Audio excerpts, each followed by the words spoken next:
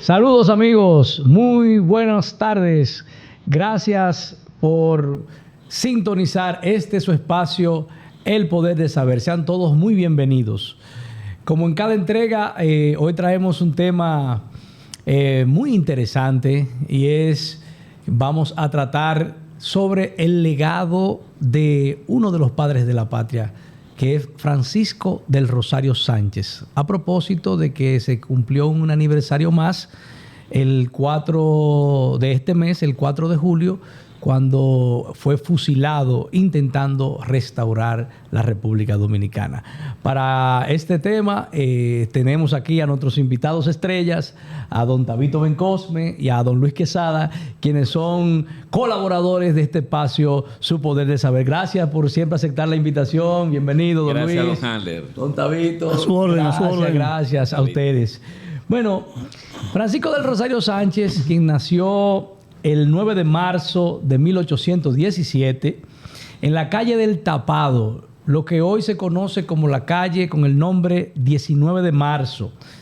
Fue héroe de la independencia nacional, padre de la patria, y el 4 de julio de 1861 fue fusilado intentando restaurar la República 2 meses después, aproximadamente después del grito de Moca.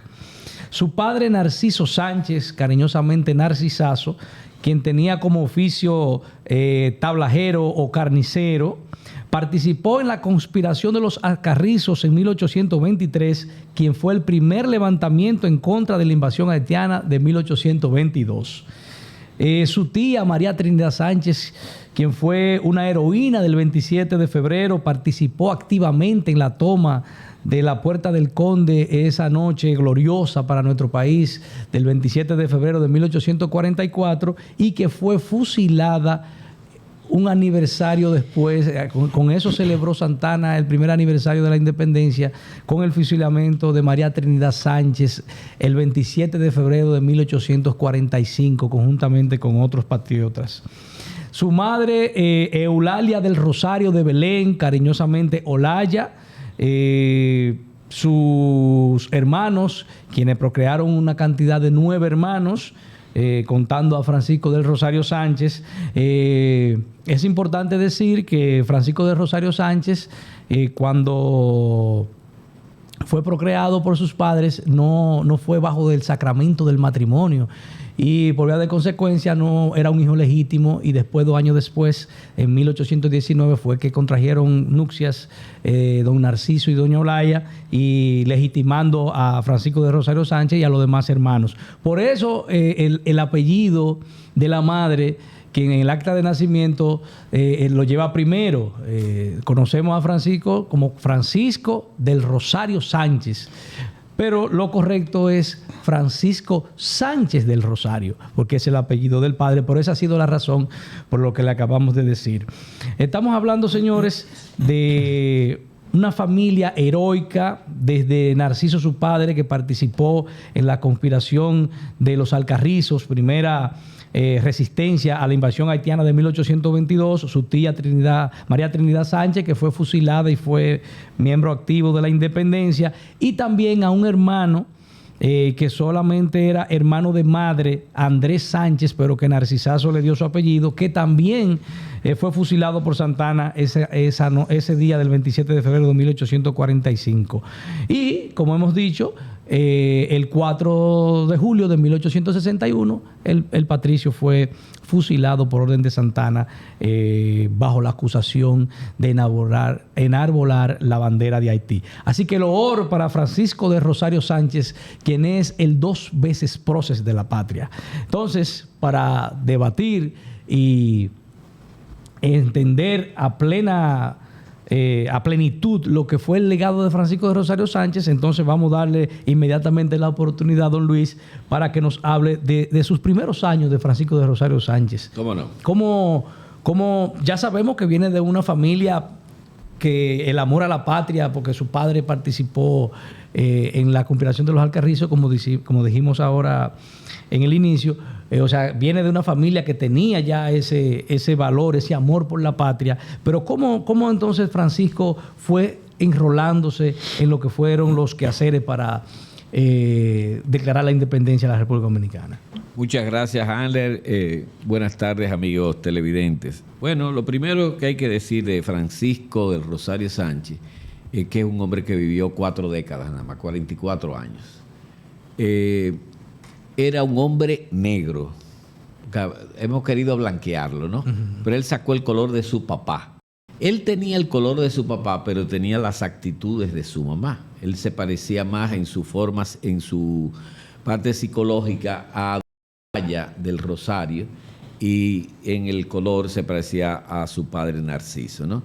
Fíjate que Sánchez, su vida, los 44 años de Sánchez transcurren entre España. O sea, él nace en la España boba, y muere precisamente con la anexión a España, ¿no? Correcto, así es. En 1817 nace y muere en 1861.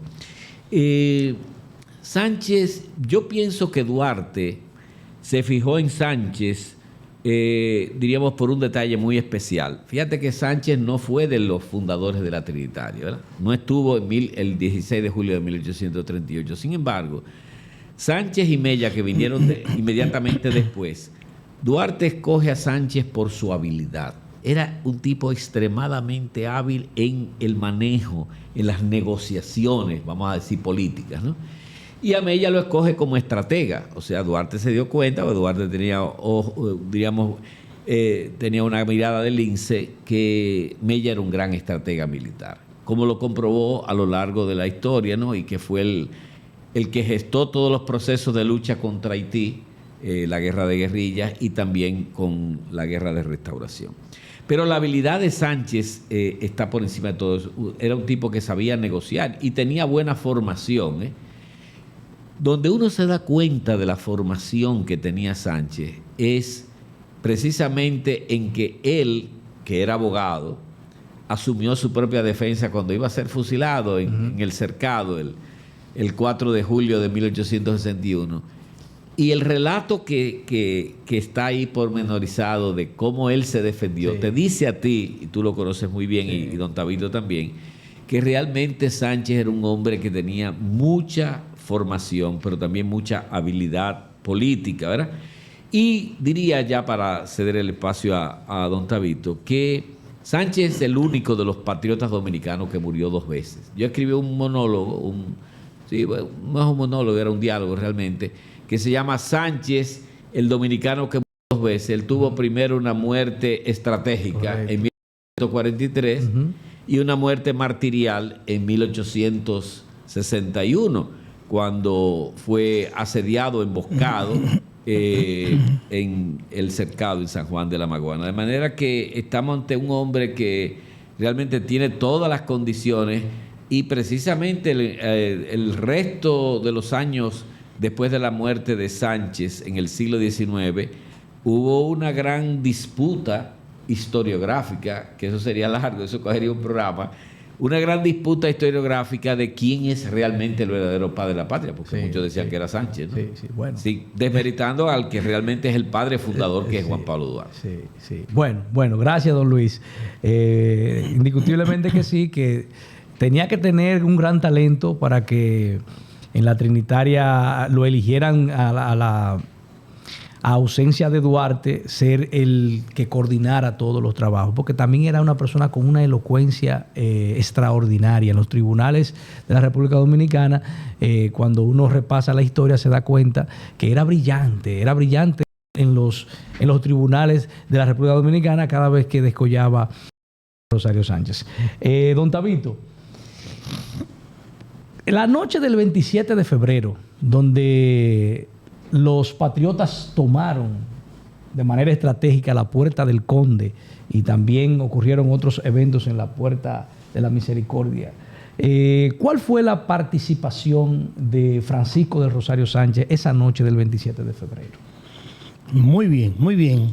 Gracias, don Hamlet. Usted sabrá, o muchos sabrán, que Sánchez se había difundido la idea de que Sánchez había muerto, pero eso se difundió esa noticia de manera estratégica, ¿verdad? Que había estado enfermo y que había muerto. Sánchez, Mella y Duarte, pues Duarte ya había ido al exilio, lógicamente.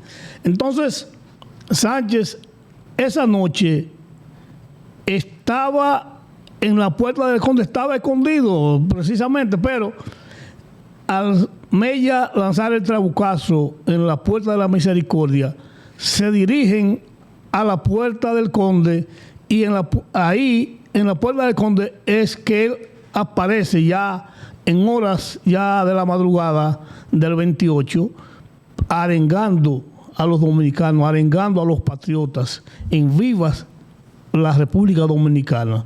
Es decir, que la participación de Sánchez fue protagónica el 27 de febrero en altas horas de la noche, junto con su tía, María Trinidad Sánchez. Es decir, que esa noche Sánchez se formó la Junta Central Gubernativa al otro día ahí en la noche. Entonces Sánchez fue de lo que pasó a ser miembro de la Junta Central Gubernativa. O sea que podemos decir que Sánchez fue el primer presidente que tuvo la República Dominicana encabezando la Junta Central Gubernativa. Sí. Hay otro debate que se da en la comunidad intelectual y de algunos autores, que algunos tienen una posición, otros tienen otra, con respecto a de quién escribió el manifiesto de independencia que Sánchez leyó esa noche en la puerta del Conde. ¿Qué tiene usted que decirnos, don Luis, con respecto a eso? Dice que algunos dicen que fue Tomás Bobadilla que lo escribió, otros argumentan que fue Francisco de Rosario Sánchez. En enero de 1844 hubo dos manifiestos. El de los afrancesados, que fue primero, el día primero, y el día 16, el manifiesto de los trinitarios, vamos a llamarlo así. De los muchachos, como le decían los políticos más avesados, ¿no? Entre ellos Bobadilla, siempre lo llamó el grupo de los muchachos. Realmente se hizo una alianza estratégica porque esos jóvenes no podían realmente dar ese salto sin tener la participación o la armonización con los grupos quizás más conservadores, pero que tenían más experiencia política, ¿verdad? Y por eso se hizo esa alianza estratégica. Dicen que si Juan Pablo Duarte, que hubiera estado aquí, a lo mejor no se da esa alianza.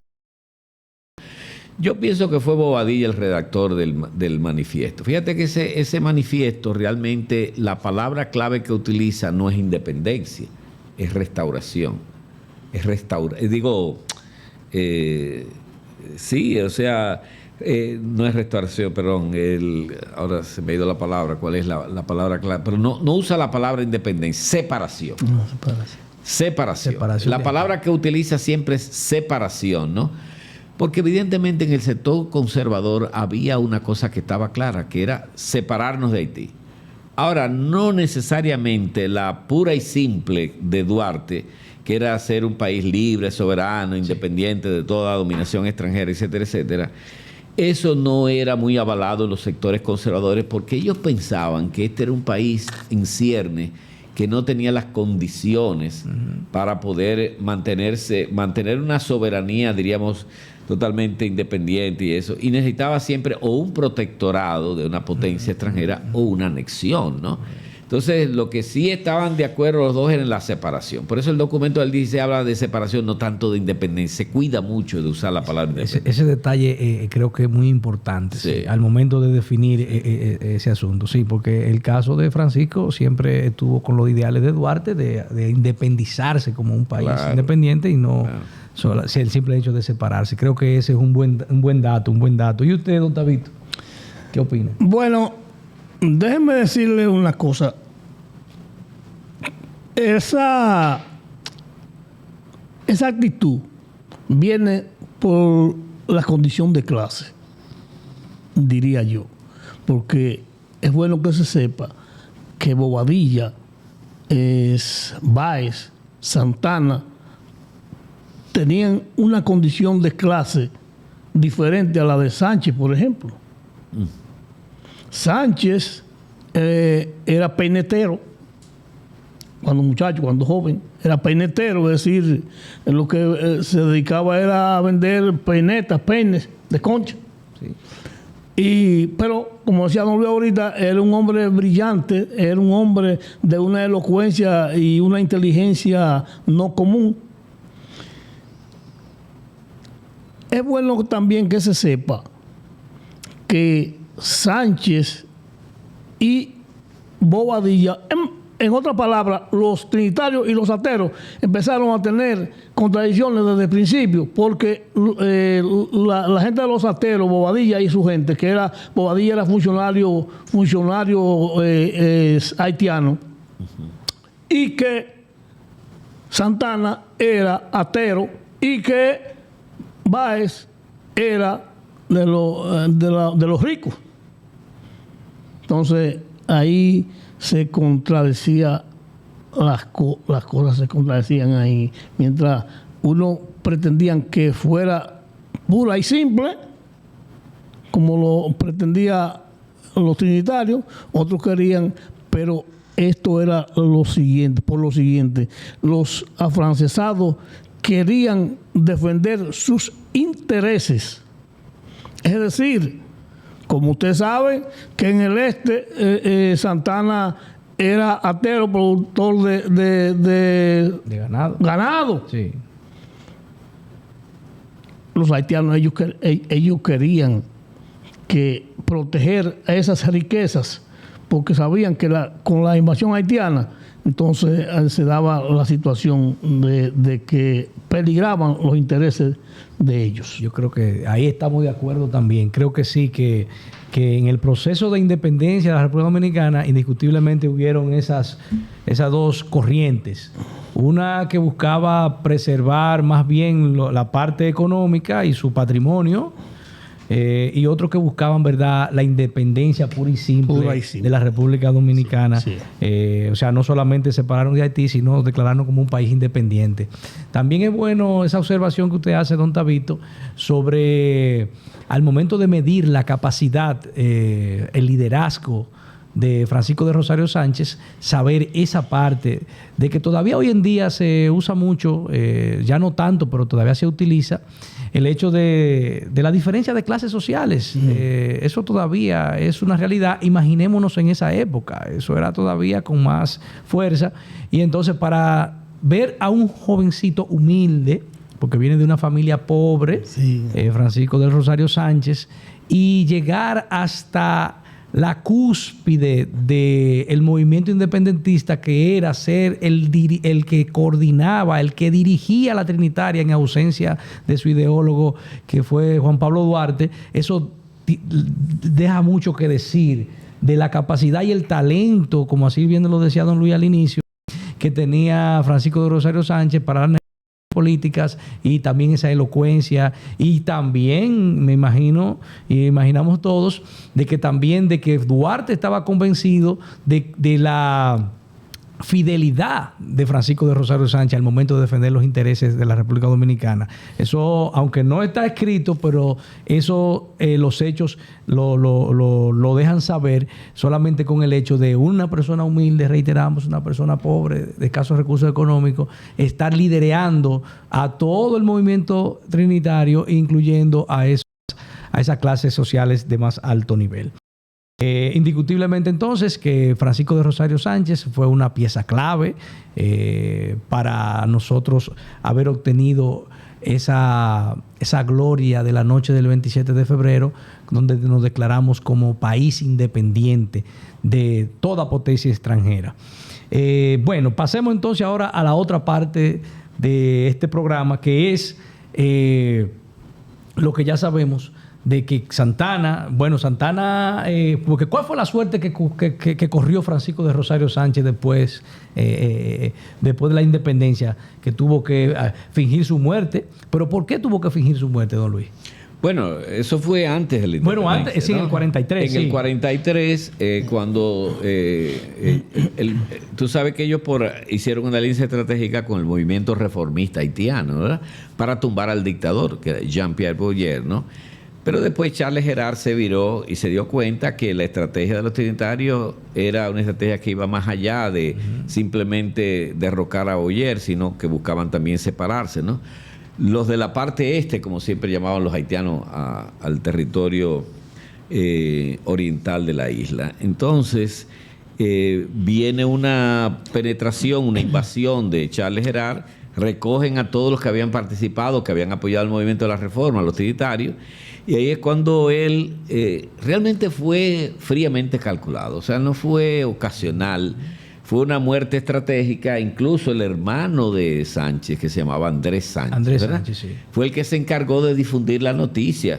Es más, muchos de los mismos trinitarios se creyeron casi hasta el final de que realmente el hombre había muerto. Oye, lo velaron y pusieron la necrológica, todo eso, la publicaron, o sea, se simuló precisamente para evitar que el hombre lo siguieran persiguiendo y entonces tuviera que exiliar, porque ahí es donde está el problema, y es que con la ausencia de Duarte, de Pina y de Pérez, que los tres fueron cogidos y sacados del país, realmente se había descabezado el movimiento. Y si se iba a Sánchez también, pues la cosa iba a ser peor. Yo pienso, oyéndote a ti ahorita en una reflexión que tú hacías, que al interior mismo del movimiento trinitario hubo problemas en la aceptación de Sánchez por su doble condición de hombre pobre y hombre de color. Hombre de color, ¿no? Sí. No te olvides de que Sánchez ese detalle era también negro. De hombre de color. Pero parece que se impuso el criterio de Duarte de descubrir la habilidad que tenía este hombre para todo lo que es la negociación política, que eso es clave en una agrupación, ¿no? Y pienso que realmente no solamente tuvo problemas al interior de la Trinitaria, sino también hacia afuera. Tú decías muy bien que fue el primer presidente provisional, ¿es verdad? Y el primer golpe de Estado, cuando Duarte ya está aquí, que se derroca a Bobadilla, ¿no? La primera junta. La primera organizada, junta, sí. Sí. Viene entonces, quien toma el poder es Sánchez, a quien se le entrega el poder es Sánchez, que después entonces el contragolpe lo da Santana, ¿no?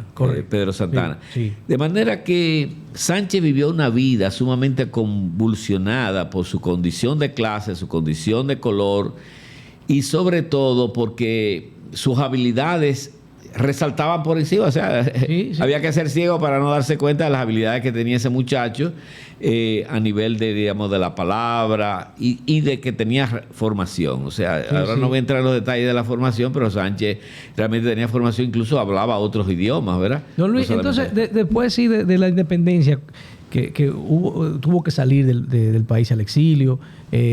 Cuéntenos de esa suerte que tuvo que correr después de haber sido uno de los ideólogos de la independencia, entonces tener que salir al destierro por Pedro Santana, por instrucciones de Pedro Santana. Bueno, Sánchez y Mella, a veces la gente dice que nadaron en dos aguas, pero yo no creo que es tan fácil poner las cosas así. O sea, supieron estratégicamente jugar, porque es que estaban enfrentando a dos grandes caudillos, a Santana por un lado y a Báez por otro, ¿no?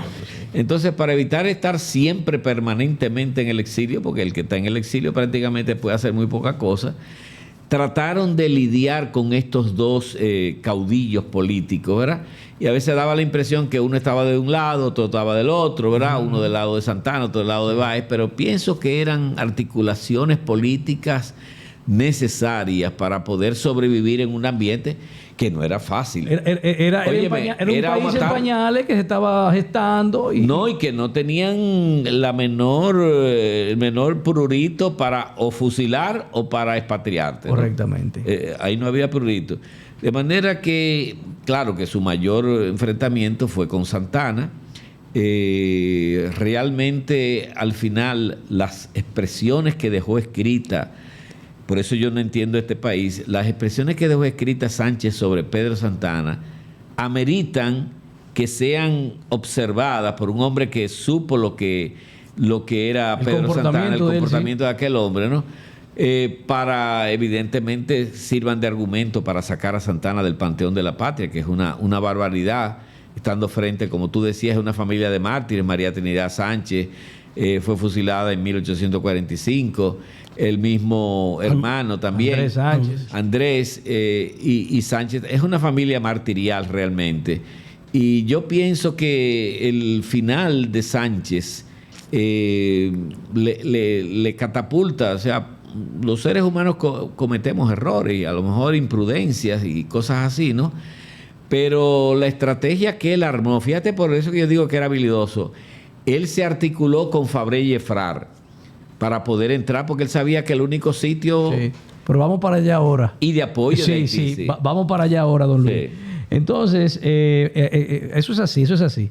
Entonces, decíamos al inicio que Francisco de Rosario Sánchez es dos veces prócer de la patria. ¿Por qué? Bueno, conocemos la participación protagónica que estuvo en la Declaración de Independencia y conocemos la participación que tuvo después de ese golpe que le dio Santana a la República Dominicana, anexionando el país a España, donde también entonces Santana participa tratando de restaurar la República. Por eso hablamos de que es dos veces prócer de la patria. Entonces yo quiero preguntarle a don Tabito cómo aconteció esa expedición que ya don Luis acaba de mencionar, de Sánchez y Cabral para tratar de restaurar la República. Pero antes yo quiero leer este párrafo de esta obra de Emilio Rodríguez de Morici, que habla acerca de Sánchez, donde habla sobre la última defensa de Sánchez. La última defensa de Sánchez. Y él se refiere, porque conocemos aquí casos sonoros, casos importantes de hombres, de patriotas, cuando tuvieron el patíbulo y tuvieron esa gran simbología antes de ser fusilados. Aquí esto fue de un artículo que no tenía autor, ¿no? Era anónimo, y que lo recoge Rodríguez de Morici, y dice lo siguiente: en los dominicanos siempre sobró entereza para arrostrar la muerte. La humilde María Trinidad Sánchez, como aquella Leonor especial de la Edad Media, cuida de su pudor en el patíbulo. Recordemos que cuando le iban a fusilar, ella pidió de que se le protegiera la falda para que cuando cayera muerta no se vieran sus vergüenzas. Gabino Puello rehúsa en el cadalso de copa de licor que le ofrece su amigo Jacinto de la Concha, alegando simplemente, sin alarde de estoicismo, que siempre le hizo daño el vino. Recordamos eso de Puello, que le entregaron una copa de licor como para amortiguar el dolor, y él no la aceptó y dijo de manera de chanza eso. Antonio Duvergé prefiere que fusilen antes que a él, a su hijo, para que éste no sufra el espantoso tormento de ver a su padre desplomarse acribillado por las balas. Recordamos eso también, que fue otra obra de Pedro Santana. Y Eugenio Perdomo y Manuel Rodríguez Otgío escriben sus últimos versos junto a su verdugo. Pero ninguno de los calvarios en que cayeron esos ilustres mártires tuvo el glorioso dramatismo del de San Juan de la Maguana el 4 de julio de 1861, refiriéndose al fusilamiento de Sánchez, que de eso vamos a hablar ahora, don Tabito. Sí. Explíquenos cómo se dieron esos acontecimientos donde Santana llevó al patíbulo a Francisco de Rosario Sánchez bajo la acusación de enarbolar la bandera haitiana. Bueno, como sabremos, la revolución tabaquera, y haciendo un pequeño preámbulo sobre eso, la revolución tabaquera se llevó el gobierno de Báez, tumbó el gobierno de Báez. Sánchez era jefe militar en ese momento. Al caer el gobierno de Báez, Sánchez tiene que irse al exilio, se va al exilio. Estando en el extranjero, es que Santana anexa la República a España.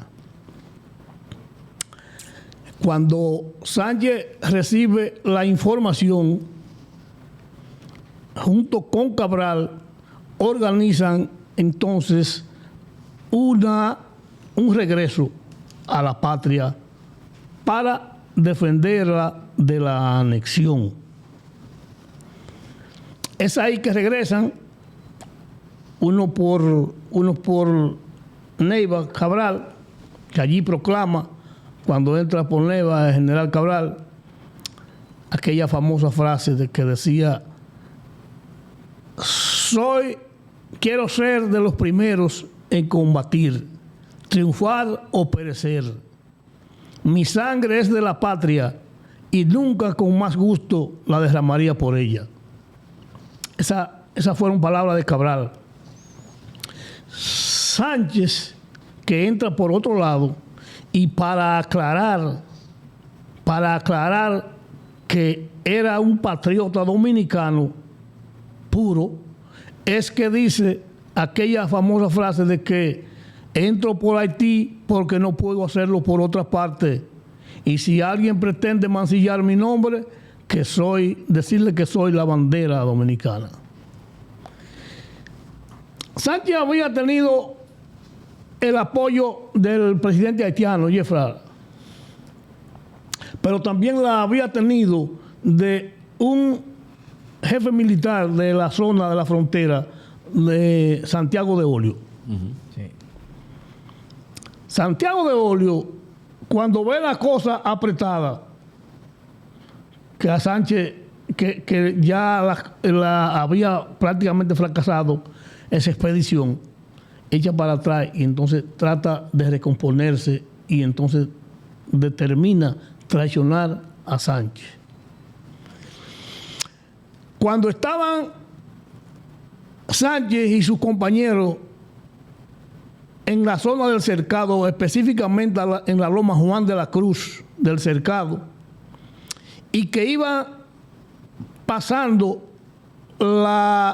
el paso, valga la redundancia, de el río Cañas, de la Loma Juan de la Cruz, de la jurisdicción del cercado, de San Juan de la Maguana, ahí lo interceptan, ahí lo hieren mortalmente, lo hieren en la ingle, ahí lo hacen preso junto con 20 compañeros más y lo llevan a San Juan para sentenciarlo allí.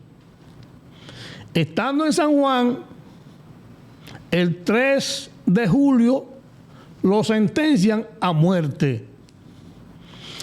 El presidente de ese tribunal militar que juzgó a Sánchez fue Domingo La Sala, que era en ese momento enemigo personal de Sánchez, y que, bueno que se sepa también que a ese hombre, a Domingo La Sala, que fue que sentenció a Duarte, Sánchez lo había absuelto en los tribunales, porque, bueno que se sepa también que ese hombre había sido de asesinato y Sánchez lo había liberado.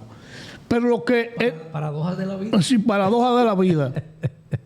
Pero lo que es bueno que los estudiantes, algunos de los estudiantes que nos están mirando, sepan que realmente eso eterniza a Sandy, la interesa de Sánchez, lo eterniza la defensa que él hizo ante el tribunal. En ese tribunal, cuando se para frente al juez, al fiscal, dice algunas palabras. Y se las voy a leer para que eso quede y que los estudiantes lean esas proclamas, esa defensa de Sánchez, para que sepan la calidad de patriota que era ese hombre. Y lo voy a leer. ¿Me lo permiten, don Luis? Sí, claro. Sí, claro que sí. Magistrado presidente, sé que todo está escrito. Desde este momento seré yo el abogado de mi causa. Usted, Domingo La Sala, designado para juez de mi causa, pretende en vano humillarme. Lamento tener que recordarle en público que yo fui su abogado defensor ante los tribunales de Santo Domingo y lo saqué absuelto cuando estuvo usted acusado como presunto autor de asesinato de uno de sus parientes del Cibao. Cuando una facción se levanta contra cualquier orden de gobierno establecido, es deber de ese gobierno acercarse a esa facción hasta indagar el porqué de su protesta. Si ésta tiene fundamento legítimo, se debe atender sus razones y, cuando no, castigar con arreglo al derecho a las facciones. Yo vengo al país con el propósito firme de preguntar a quien deba si ha consultado el querer de los dominicanos para anexar la patria a una nación extranjera. ¿Con qué leyes se me habrá de juzgar? ¿Con las españolas que no han comenzado a regir? Pues el protocolo establece un interregno de meses para que comiencen a regir las leyes del reino. O con las dominicanas, que me mandan a sostener la independencia y la soberanía de la patria. ¿En virtud de qué ley se nos acusa? Amparándose en el cual ley se pide para nosotros la pena de muerte, invocándose ley dominicana. Imposible. La ley dominicana no puede condenar a quienes no han cometido otro crimen que no sea el de querer conservar la República Dominicana. Invocando la ley española, no tenéis derecho para ello. Vosotros sois oficiales del ejército dominicano. ¿Dónde está el Código Español en virtud del cual se nos condena? Es posible admitir que en el Código Penal español haya un artículo por el cual los hombres que defienden la independencia de su país deben ser condenados a muerte, pero veo que el señor fiscal pide para estos hombres lo mismo que para mí, la pena capital. Si hay un culpable, el único soy yo. Estos hombres vinieron porque yo los conquisté.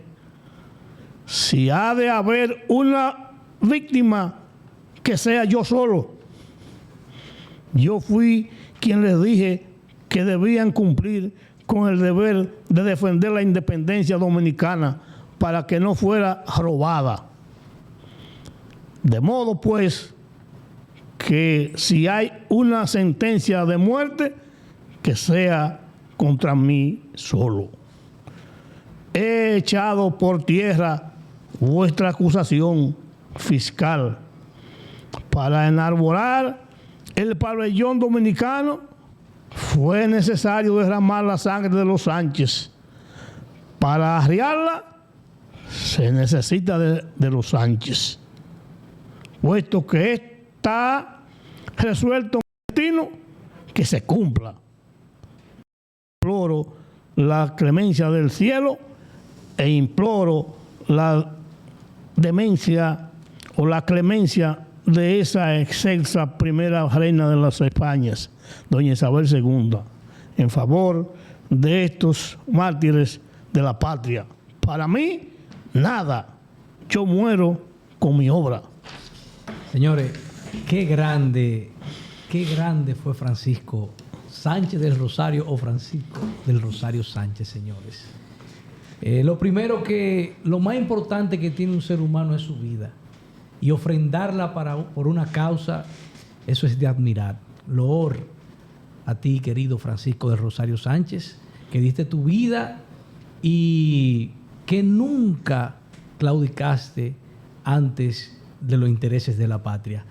vemos que esa misma corriente, don Luis, don Tabito, que se daba desde el inicio de 1844 y la independencia, cuando hablábamos de la separación o la independencia pura y simple, también seguía levitando en la República Dominicana, y un hecho fue esa anexión a España por Pedro Santana, donde tras el anuncio en Santo Domingo, toda esa oligarquía de ese entonces celebró esa noche porque las plusvalías de su patrimonio y de sus riquezas iban a estar preservadas en detrimento de la independencia y la soberanía nacional.